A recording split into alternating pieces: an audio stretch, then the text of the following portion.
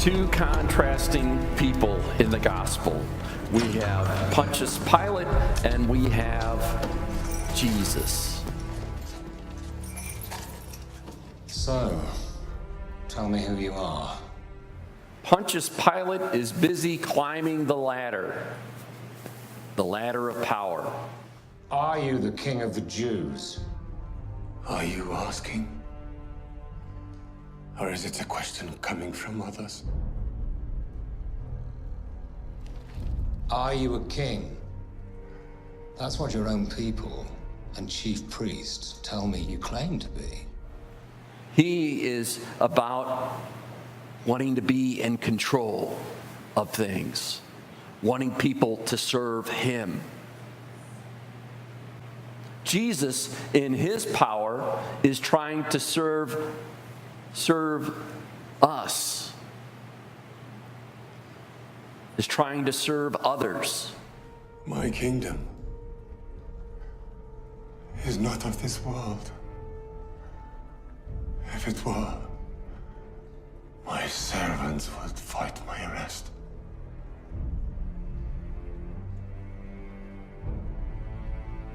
My kingdom is from another place. It's not that power is inherently evil. It's that there is good power that empowers people, and there is bad power that seeks to control others, to dominate. Like Pontius Pilate, we can prefer to dictate. You are a king, then? You say that I am a king.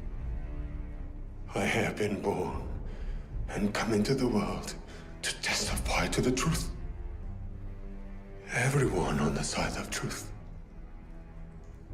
listens to me. Truth. What is truth? Because it's quick, it's efficient, and it gets things done. How often do I hear people, let's just get this over with. Let's get to the work, Father. Let's get to the work and let's get this done. That's him. The man I saw in the dream, that's him. That kind of power is exclusive. They want him executed. You can't. They say he could start a revolution. You mustn't. If I don't, Caiaphas will blame any rebellion on me. Caesar will see it as my failure. He's warned me once, he's not going to warn me again. I'll be finished. We'll be finished. It ignores people's feelings and thoughts. It tends to run them over, and in the end, in Jesus, it kills people. That kind of power. Now, Jesus did not have a top-down approach like Pontius Pilate. He did not have a top-down approach. He had a bottom-up approach. He was inclusive. He welcomed the stranger, the lame, the poor into his circle. They become disciples. They became the inner leaders, the apostles. Hierarchy is not bad. However, a hierarchy of domination is wrong. A hierarchy of service is good. And that's what Jesus sought to establish with his apostles, with Peter. To let them be the leaders of service and show others the power of service.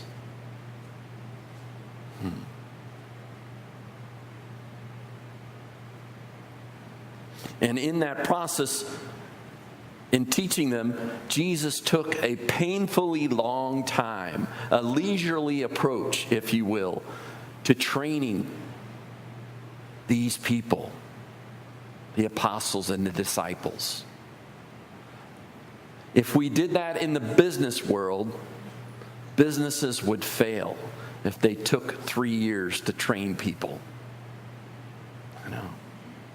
Jesus was not about efficiency. He was about transformation and doing whatever it took to help people transform in their life. He was not focused on the end product. Christianity is focused on the means, not the ends. If we take care of the means, the ends will take care of itself.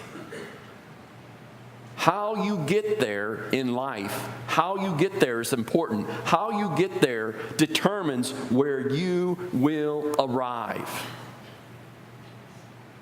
Purify the inside of the cup, and the rest will take care of itself. We have to purify ourselves. We have to get into the nitty-gritty and purify our motives and why we do what we do.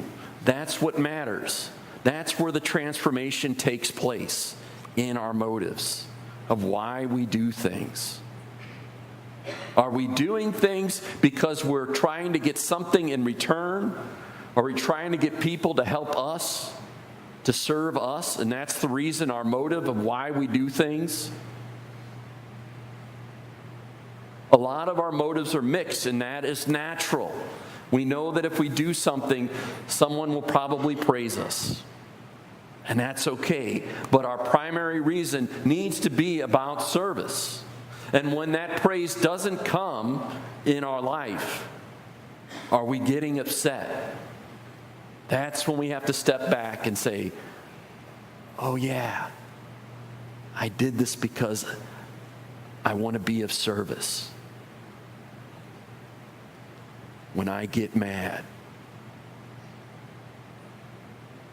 I'm here to do this in service.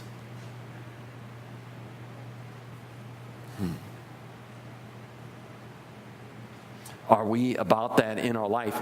Are we willing to climb down the ladder of humility that Jesus does in his life? Are we willing to do that in our relationships? So many of our relationships can be about domination. Domination is good in emergencies. It's good with children and giving them boundaries and all those things and teaching them how to grow up. But it's not good in marriages. There's always some level of inequality in a relationship, in a mutual relationship. But it shouldn't be overbearing. It should always focus on serving the other, each partner. We should be doing that in our friendships, not dominating our friendships.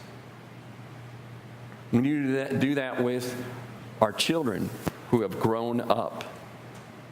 Are we still trying to control them? Are we letting them be who they are? Not only in our relationships are we also climbing down the ladder, getting off that ladder when it comes to ministry. A lot of people get into ministry because they want to control things. They want to tell who's going to heaven and who's going to hell. All right? They want to be in control. You can see that with priests and bishops. There's a lot of top-down approach in our church. And that. And people, lay people getting involved in ministry, a lot of times it's about controlling.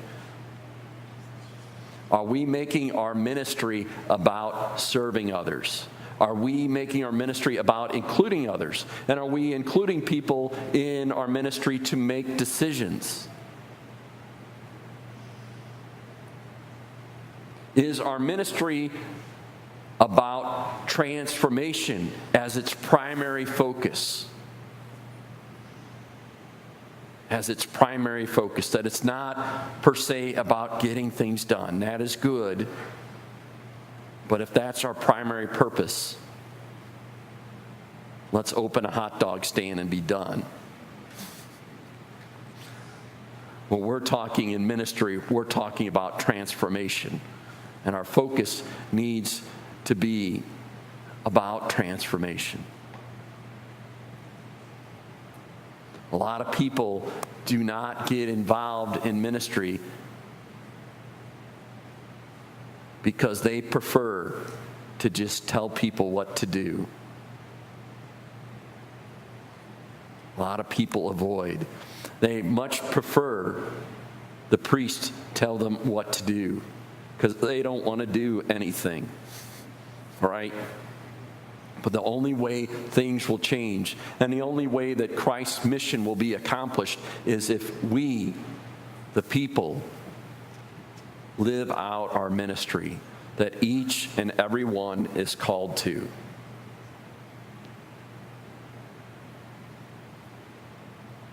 Are we climbing down the ladder of humility, using our power, our superpowers, to serve others?